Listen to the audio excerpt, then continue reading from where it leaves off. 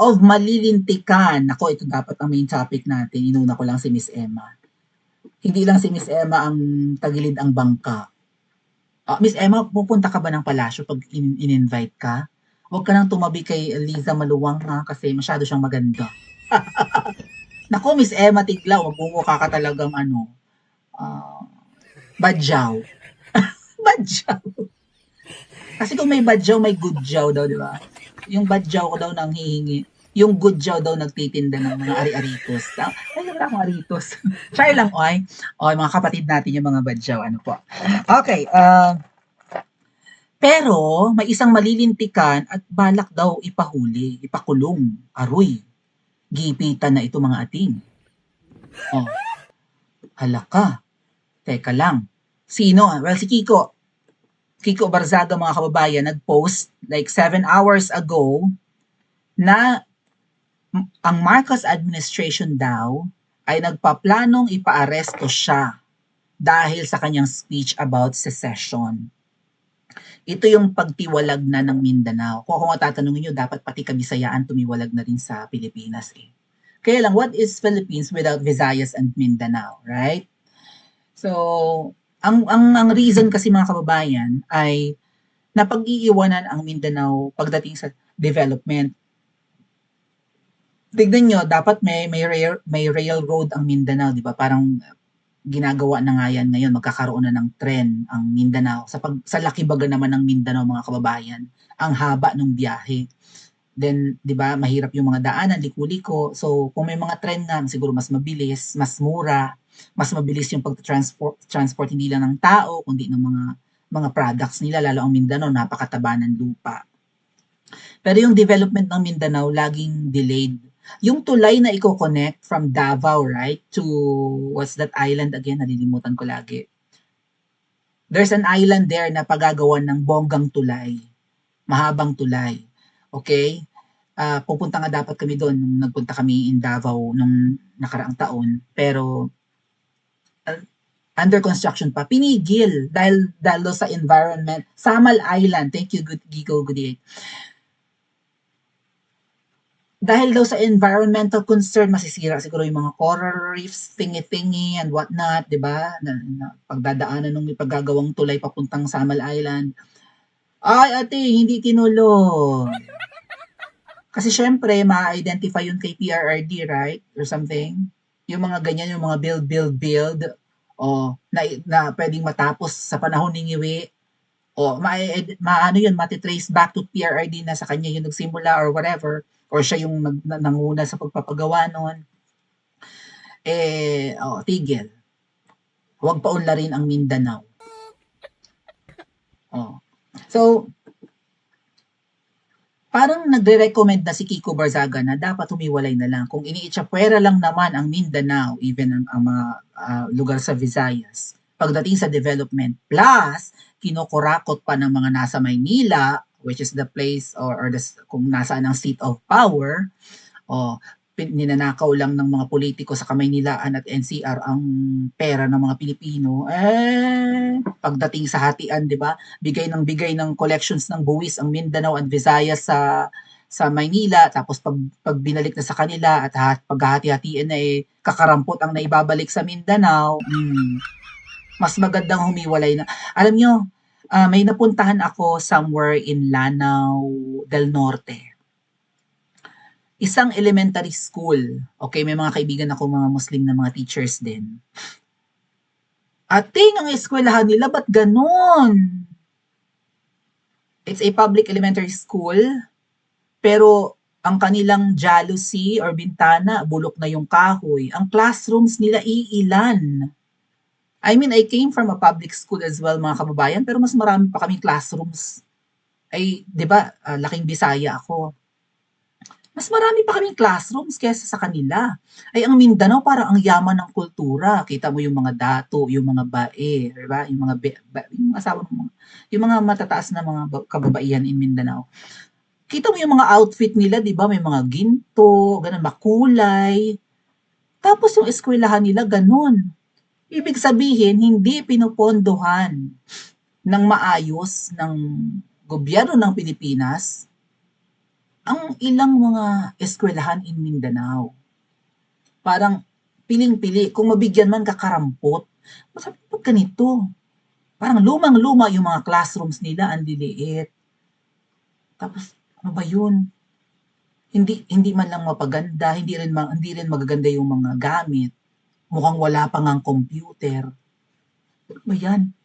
So, kung ganito na nananakaw lang, nakukurakot lang ng mga politikong nasa Kamaynilaan at Luzon ang budget ng Pilipinas, nire-recommend ni Kiko Barzaga na dapat magsisid na or magkaroon na ng secession. Humiwalay na lang ang Mindanao sa Pilipinas.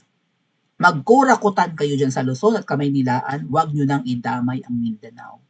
Mga kababayan, may impact ang sinasabi ni Kiko Barzaga. Bakit? Ang mga kapatid natin sa Kamindanawan, despite na kinatatakutan ng ibang mga Pilipino na nasa Kamaynilaan at mga Tagalog, ay magulo sa Mindanao, nako mga Muslim matatapang, may mga irido na mga practice or something, nagpapatayan na nag-uubusan ng lahi, may mga, di ba, may ano pa yun, may Abu Sayyaf, anik-anik. Oh, di ba, parang ang tatapang ng mga Muslim, ganyan.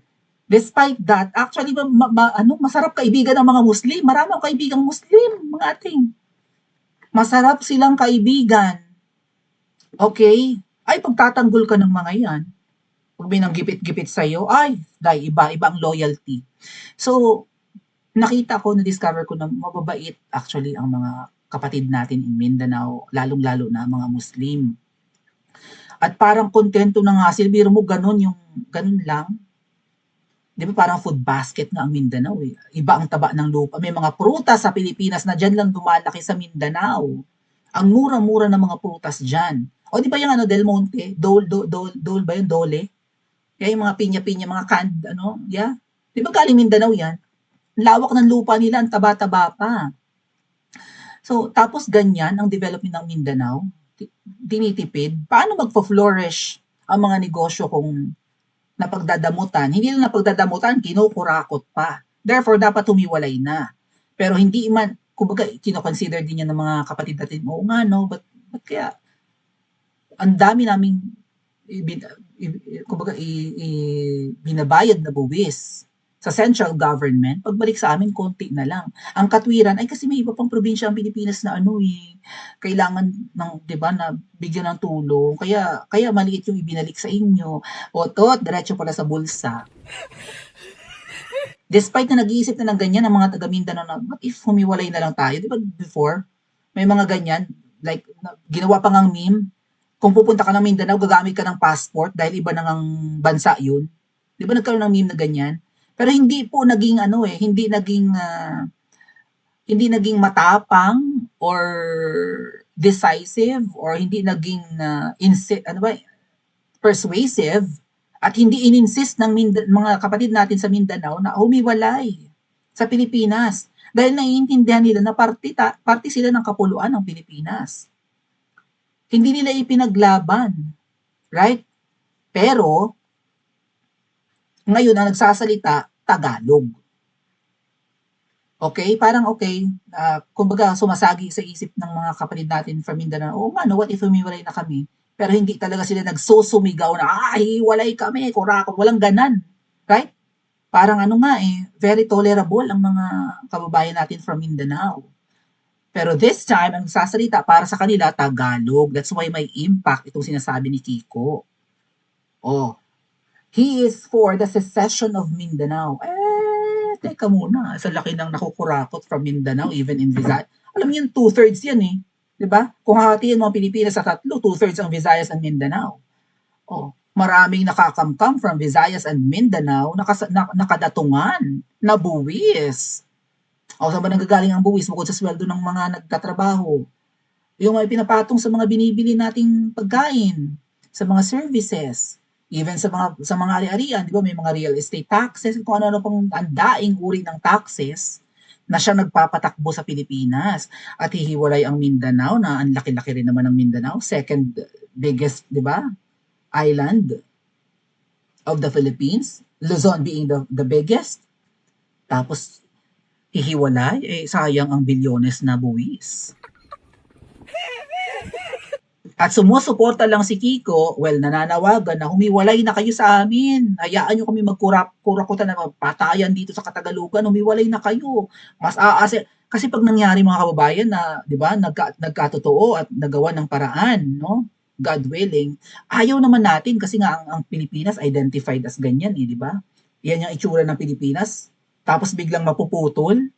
Luzon, Luzon, Visayas na lang, parang ulo at katawan na lang, wala na yung lower half, parang naging manananggal ang Pilipinas, humiwalay ang katawan, naiwan ang paa, which is Mindanao, lalo pa itsura pa naman ng Pilipinas, parang nakaupong aso, di ba? Tapos yung Palawan, yung kamay, nakaganon. Tapos biglang ang matitira na lang, Luzon at Visayas. At dapat Visayas, humiwalay na rin. Oh. Pag nangyari yan at biglang nag-boom ang Cebu or ang Kabisayaan, not just Cebu, which is nakikipag-compete sa Manila pagdating sa progress, and then Mindanao nag-boom rin dahil hindi mga kurakot or kung may kurakot man, mangilan-ngilan lang, mapapahi ang mga taga Maynila at taga Luzon. O, humiwalay sa atin, umunlad. Ibig sabihin, may problema sa Manila, may problema sa NCR, may problema sa Katagalugan. O, umunlad na, naunahan na ng Visayas, halimbawa man, naunahan na ng Mindanao. Baka mangyari yung mga taga Luzon, mag-migrate na. Ay kung isasabak pa kayo sa giyera ni Ngiwi, mga ate at kuya. Kung isasabak ni Ngiwi sa giyera ang Pilipinas, ang unang madudurog, Luzon. Nandiyan ang seat of power, nandiyan ang Maynila. Yan ang tatargetin. At kung nasaan pa yung mga EDCA sites, nandiyan napakaraming EDCA sites. O may isang EDCA site naman sa Mindanao, I think, right? Meron din ba sa Kabisayaan? Pero mostly concentrated yan sa Luzon and Palawan kung saan malapit sa China at sa Taiwan. Durog yan. Yan ang tatargetin kung isasaba kayo sa giyera. Yun nga lang na nag-aalala na yung mga Pilipino na, teka muna, masyadong pumapalag-palag tungiwi. Gusto makipagpardagulan sa mga inchik, ay kung magkakagiyera, tara na lang sa Mindanao. Lalo pat nananawagan si PRRD noon nung hindi pa nakakulong. Mr. Xi Jinping, if ever na-targetin mo ang Pilipinas, please, spare Mindanao. Right? Andyan ang mga kurakot sa Kamaynilaan, andyan yung bangag. Huwag mong banatan ay kaibigan ni Xi Jinping si PRRD. Noon pa lang, kinoconsider ng mga Tagalog na, pagka worst case scenario, bago magliparan ng mga missiles din, doon na tayo sa Mindanao tumakbo. Yan ang mahirap mga kababayan, na hindi tayo bansa na kadikit ng ibang bansa. Hiwalay tayo Sa Asia, di ba? Hiwalay ang kapuluan ng Pilipinas. Tingnan nyo yung magkakatabing bansa, right? Canada, US. And di ba, yung buong Asia, magkakadikit yan na. Iisang buong pulo, hindi pulo, right? Isang landmass. Magkakadikit ang mga bansang yan. Even sa Southeast, di ba? Sabi ko nga, yung Thailand kadikit ng Laos, 'di ba? Kadikit ng Cambodia, Vietnam kadikit ng Cambodia, kadikit nila ang China, so on and so forth. Mongolia, magkakadikit. Pwede kang maglakad, tumakbo. Kung nagkakagiyera sa bansa mo, tumakbo ka, makakalipat ka. Ang Pilipinas, paano ka tatakbo pagka nagkagiyera? Kailangan mo ng passport. Kung ayaw mo na sa Pilipinas, lumipad ka na sa ibang bansa. Hindi ka pwedeng maglakad. Puro isla tayo, mga ating. Noon na binabalak at nag-aalala ang marami na baka isabak ni Ngiwi sa giyera ang Pilipinas, kinoconsider na ng mga Pilipinong umalis na ng Luzon. At lumipat na lang ng Mindanao baka sakaling hindi masyadong mapuruhan. Tapos ngayon, may nagsasalita na, okay, bukod sa giyera, ang problema ng Pilipinas, corruption, humiwalay na lang kayo. Kasi ang pera ninyong dinigenerate in Mindanao, dinidiretso nyo sa central government, pagbalik sa inyo, ang liit na. Halimbawa, makapag-generate ang Mindanao ng, say, 1 trillion, pagpalagay mo lang, padala na yun sa central government in Manila, pagbalik mga kababayan, baka 200 billion na lang ang para sa buong Mindanao. Sabihin taga Mindanao, bakit ganito? Ang amin namang na-generate ng mga buwis ng taong ito, ang laki naman. Bakit nung ibinalik for budget namin ngayong taon, ang liit na lang? Lagpas kalahati or wala pa sa kalahati nung aming na i-submit or naibigay or naibayad or whatever. Ba't ganito? Ang katiwiran ng central government, kasi mahihirap yung ibang probinsya ng Pilipinas, doon namin binigay. Humiwalay na nga lang kayo at dahil sa pagsasalita ni Kiko Barsaga na ito ay balak siyang ipaaresto mga ating. Oh, I think pinost din to ni Miss Marlica, basahin ko lang, hanapin ko na. Vlog nga niya to kanina. Hold on. Shinare niya to eh. Ang daming post ni Miss Marlica. Ganap. Teka lang. Iba na yung mga post. Dali. Balak nga raw ipadakip si Kiko. Ayan, aarestuhin ng bangag admin. Sabog na sabog. Bakit ipapaaresto mga kababayan? Kasi yun na nga, hindi lang Muslim at taga Mindanao ang nagsasalitang dapat na silang humiwalay, miski mga Tagalog na katulad ni Kiko Barsaga nakakaintindi na unfair, unjust, di ba? And tarantado talaga ang gobyerno ngayon ng Pilipinas. Banta yan, kabawasan pa sa mananakaw. So, yun.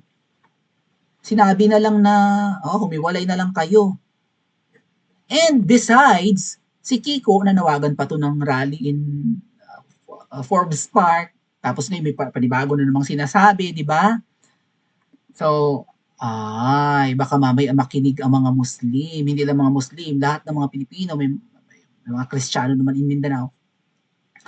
Diba? Lahat ng mga Mindanaoans baka makinig kay Kiko. So nakakakos ng kaguluhan si Kiko at may sense ang mga sinasabi. Abay, kailangan na itong ipaaresto. Lahat naman po ng nagkikriticize ginigipit eh. Tatay Digong pinakulong, VP Sara pina-impeach, Miss Maharlika may death threat, Sari Roque nagtatago. Lahat ng mga nagsasalita ngayon ginigipit. Ano ang dapat gawin ni Kiko Barzaga? Magtatago rin ba siya sa ibang bansa? Or kailangan na niyang madalhin ang people power? Pa-comment niyo po sa comment section at mag-like at subscribe din po kayo.